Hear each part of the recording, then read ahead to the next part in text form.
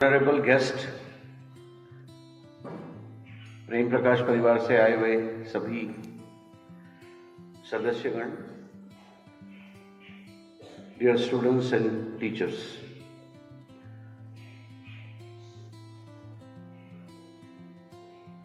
what I was supposed to say, it was already said by the little girl Prasiddhi Mishra.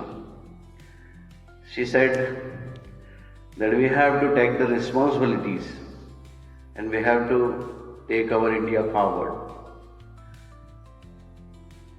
Our directors have taught us about the character. So today I am going to speak about the character, because education is not just teaching academics. It is all about making character. और चरित्र निर्माण, जिसको हम character building कहते हैं, वो actual में है क्या?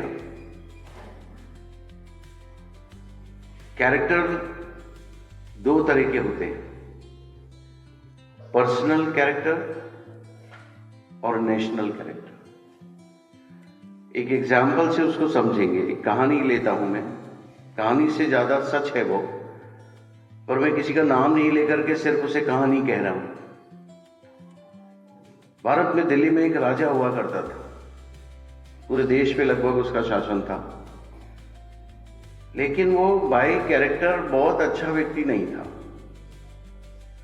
यानी वो रेगुलर जनता से, पब्लिक से मीटिंग नहीं करता था, ऐशो आराम की जिंदगी जीता था, नशे और नृत्य में डूबा रहता था। ओवरऑल उसका जो कैरेक्टर है वो बहुत अच्छा नहीं था। उसी के राज्य में जो उसका मुख्यमंत्री था, या जो जो जो प्राइम मिनिस्टर था जो उसका, वो बहुत हम्बल, बहुत पोलाइट, बहुत ईश्वर को मानने वाला है ना, और जनता की सेवा करने वाला था। एक तरह से हम कहें तो वो एक अच्छा इंसान था पर्सनली। लेकिन उसने ये देखा कि मेरा जो राजा है वो तो भोग विलास में खोया हुआ है, जनता का कोई ध्यान नहीं है, तो उसको लगा कि ये योग्य नहीं है। और उसने हमारे पड़ोसी देश से जो आक्रांता है, जो मुस्लिम है या जो दूसरे आक्रांता थे, उन लोगों को इनवाइट करना शुरू किया कि आप आओ और ये इसको हराओ, उसको हटाओ यहाँ से। तो उन्होंने भी उससे पैक्ट किया और ये तय किया कि हम इसको यहाँ से हटा देंगे, इसके बदले कुछ धन आपसे लेंगे और आपको वहाँ का राजा बना देंगे। इस तरह से उन्होंने फॉरेन इन्वेडर्स को इंडिया में इनवाइट किया। इन्वेडर्स आए, युद्ध हुआ, राजा अपना सारा काम छोड़कर देश के लिए लड़ने गया, लड़ा भी पूरी ऑनेस्टी से, पूरे जोश से, पूरी ताकत उसने लगाई, लेकिन अंततः वह हार गया। और जो फॉरेन इन्वेडर्स थे वो इंडिया में, उन्होंने उस राज्य पर कैप्चर कर लिया और बहुत लूटपाट मचाई, बहुत लोगों को मारा, खूब सारा उसने धन लूटा। और जिसने इनवाइट किया था उसके परिवार को भी खत्म कर दिया और उसके घर को उसने स्लॉटर हाउस बना दिया, गाय कटने की जगह। वो इसलिए कि जो देश का जो स्वाभिमान है वो चोट पहुंचे उसको। और जब वो यहां से लूटपाट करके वापस गए तो उस व्यक्ति को, जिसने उसको बुलाया था, उसको भी मारकर चले गए। यहां हमें दो कैरेक्टर्स दिखाई देते हैं।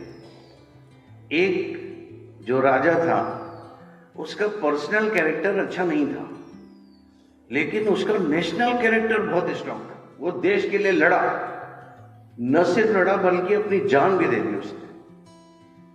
और जो दूसरा था, पर्सनली कैरेक्टर में वो बहुत धर्मप्रिय, बहुत जनता को प्रिय और ऐसा साधु पुरुष लगता था, लेकिन उसका नेशनल कैरेक्टर बहुत खराब था।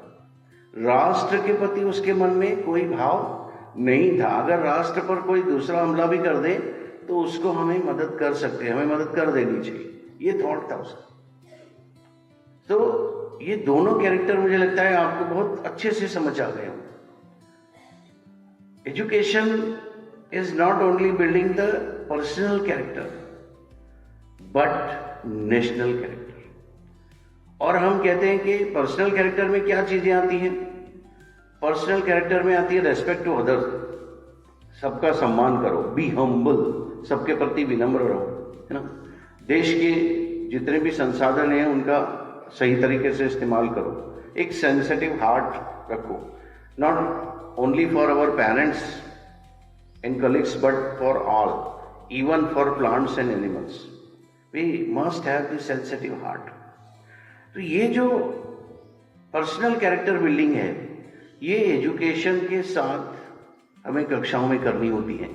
तो आपको भी ध्यान रखना है कि एज ए पर्सन आप बहुत अच्छे हों, और ये जो फंक्शंस होते हैं जिनको हम 15 अगस्त कहते हैं, इंडिपेंडेंस डे कहते हैं, रिपब्लिक डे कहते हैं, या और भी बहुत सारी जयंतियां हम मनाते हैं, this is for the national character building. राष्ट्र का भाव मेरे मन में होना चाहिए, और ये भाव होना चाहिए कि जो राष्ट्र है वो प्रथम है,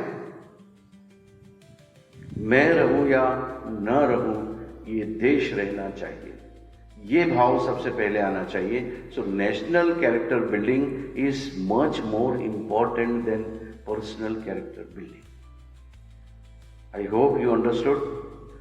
सो I am not going to take much time, but I hope that you will focus on yourself, on your career, and you will become a good citizen of India, so that we can say that our India is a great country. क्योंकि सारे जहां से अच्छा हिंदुस्तान हमारा गाने से काम नहीं चलता है, क्योंकि हम ही गा रहे हैं हमारे बारे में। ये तब वर्थफुल होता है जब पूरी दुनिया कहे सारे जहां से अच्छा भारत, सारे जहां से अच्छा हिंदुस्तान, तब जाकर के सच में हम इस लाइन को गाने लायक बनेंगे, सारे जहां से अच्छा हिंदुस्तान हमारा। तो चलिए एक नया देश बनाते हैं, एक उन्नत देश बनाते हैं, खूब मेहनत करते हैं और इस देश को नंबर 1 कंट्री बनाते हैं।